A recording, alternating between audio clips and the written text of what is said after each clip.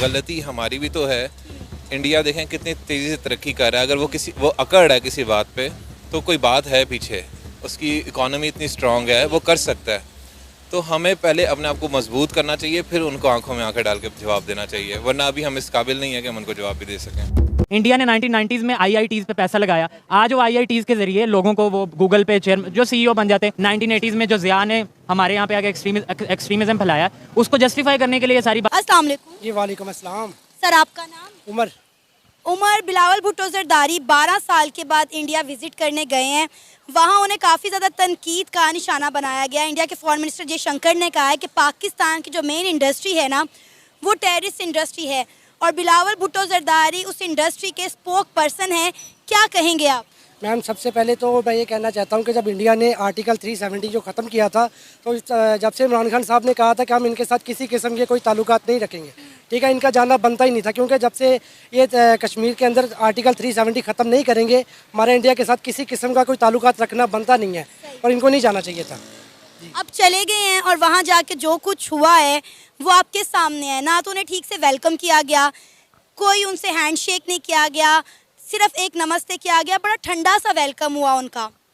जी देखें, इनको ना बेइज्जती करवाने का शौक़ है। पीडीएम वाले जितने भी हैं, बिलावल कल का बच्चा है, इसको कुछ भी नहीं पता। अगर वहाँ पे शाह महमूद कुरैशी साहब गए हुए थे, हमारे जो हैं वज़ीर ख़ारजा साबिक, लेकिन उन्होंने जाके वहाँ पे पूरी बातें करनी थी। इसको बिलावल को तो किसी किस्म का कोई ट्रेन भी नहीं किया गया था, इसको किसी बातों का नॉलेज नहीं था। जब ये इसने प्रेस कॉन्फ्रेंस किया है, मीडिया वाले इससे क्वेश्चन करते रहे, लेकिन इसके पास कोई आंसर ही नहीं थे, इसकी कोई तैयारी नहीं थी। तैयारी होती तो जाके वहाँ पे कोई बात करता ना। जी बिलावल वहाँ पे गया, इसने जाके क्या किया है? कुछ भी नहीं किया। पाकिस्तान की उल्टा बेइज्जती करवाई है। दूसरे मुल्कों के जो वज़ीर ख़ारजा आए हुए थे, उनकी वहाँ पे इतनी अच्छे तरीके से उनको वेलकम किया गया। जयशंकर ने उनके साथ हाथ मिलाया, उनके साथ सैल्यूट करता रहा, लेकिन बिलावल को आपने देखा वीडियो के अंदर, इसको मुंह भी नहीं लगाया सीधे तरीके से, उसको चलता किया, भैया आप आगे जाओ, आपकी यहाँ पे जगह ही नहीं है। अगर हम थोड़ी हिस्ट्री की बात करें, सीटो सेंटो का जो इशू था, आपको नहीं लगता इंटरनेशनल पॉलिटिक्स की बात करें, कहीं उस सीटो सेंटो से ही हम गलती की तरफ चल गए, हम ग्रुप्स में आ गए, और जो दूसरे खासतौर पर इंडिया था उसने न्यूट्रल रहा और उसने रिलेशन नॉन अलायंस रखा और रिलेशन सबके साथ बेहतर रखने की कोशिश की। जी ठीक है, ये बात ठीक है, लेकिन इंडिया के साथ कंपैरिजन मेरे ख्याल से लोग करते भी हैं, और आजकल एक बहुत पॉपुलर चीज़ बनी हुई है कि इंडिया आईटी में बहुत ग्रूम कर गया है, हम कहाँ खड़े हैं। लेकिन क्या कंपैरिजन नहीं करना? नहीं, कंपैरिजन कर सकते हैं आप, किया जा सकता है, लेकिन किसी भी दो बंदों की जब रेस होती है तो स्टार्ट देखना चाहिए कि एक बंदे ने कहाँ से किया और हमने कहाँ से किया। जब बना था पाकिस्तान, तो पाकिस्तान के पास टोटल 2 इंडस्ट्रीज थी, 2 से 4 से 10 कर सकते हैं आप, और उनके पास उस वक्त कितनी थी? 10-12, लेकिन अगर हम देखें तो वो 80-90 की तरफ जा चुके थे। तो रेस जो स्टार्ट हुई है उसमें वो आगे थे। उसके अंदर दूसरी बात यह है कि उनके पास एक प्रॉपर पॉलिटिकल पार्टी थी जिसका नाम कांग्रेस है, और हमारे पास एक ऐसी पॉलिटिकल पार्टी थी जो मुख्तलिफ धड़ों से मिलकर बनी थी, और उसने एक नेशनलिज्म का नारा लगा के लोगों को इकट्ठा किया था। वो सब कुछ हो गया। इंडिया ने वो वाली बुनियाद को यूज़ करते हुए सीटो सेंटो जब हुआ तो वो एक मजबूत पोजीशन पे मौजूद थे, कांग्रेस वहाँ पे मौजूद थी, तो वो स्टैंड ले सकते थे।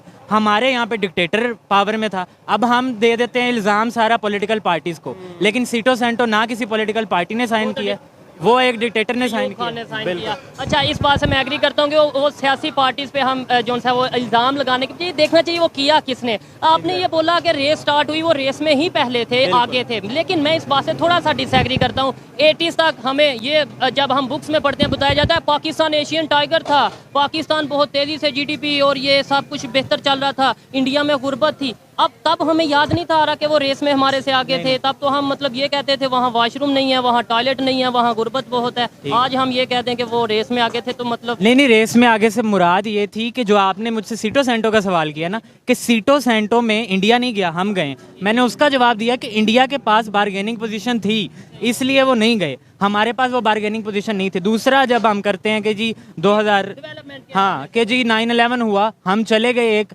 बाहर वाली फॉरेन वॉर का हिस्सा बन गए, तब भी बारगेनिंग पोजीशन हमारे पास क्या थी? ठीक है, उस पर भी बहस हो सकती है कि थी, हमें थोड़ा कम कर लेना चाहिए था, लेकिन बारगेनिंग पोजीशन नहीं थी। दूसरी बात ये कि इकोनॉमी की बुनियाद 1990s तक ये बात बहुत पॉपुलर है कि जी इंडिया जो है वो 1990s तक पाकिस्तान और इंडिया बराबर थे, पाकिस्तान आगे जा रहा था, एशियन टाइगर थे, कहा यह जाता है। हाँ कहा यह जाता है, लेकिन बुनियादें हम नहीं देखते, हम भूल जाते हैं कि रूट्स क्या थी। हमारी इकोनॉमी की जो उस वक्त पोजीशन थी उसकी रूट्स ये थी कि हमें फॉरेन एड आ रही थी, आर्टिफिशियल वो सब आर्टिफिशियल एक हमने बबल क्रिएट किया हुआ था, वो बाद में बस्ट हो गया। इंडिया ने 1990s में IITs पे पैसा लगाया, आज वो IITs के जरिए लोगों को वो गूगल पे चेयर जो CEO बन जाते हैं, जो एक पॉपुलर बात बड़ी ऑर्गेनाइजेशन मल्टीनेशनल कंपनी यूट्यूब कह लें हर आप जगह। या माइक्रोसॉफ्ट बहुत सी ऐसी बिल्कुल ऐसे वो क्या होता है कि इकोनॉमी की जो पूरा सर्कल है ना वो एंटरप्रेन्योरशिप के ऊपर जब खड़ा होता है, तो हम जो होती है जो हमारी पुरानी ओल्ड इंस्टीट्यूशन होती हैं जैसे फ्यूडलिज्म है, ये जो अजारादारी निज़ाम है, इसके ऊपर जब हम खड़े होते हैं, पाकिस्तान जागीरदारी निज़ाम से आज तक छुटकारा हासिल नहीं कर सका। उसके लिए भी ये है कि जी बारगेनिंग पोजीशन शुरू में नहीं थी, इंडिया ने 1948 के अंदर ही उसको बैन लगा दिया, हम नहीं लगा सके, रिफॉर्म्स किए उन्होंने। बिल्कुल हम नहीं कर सके। तो हम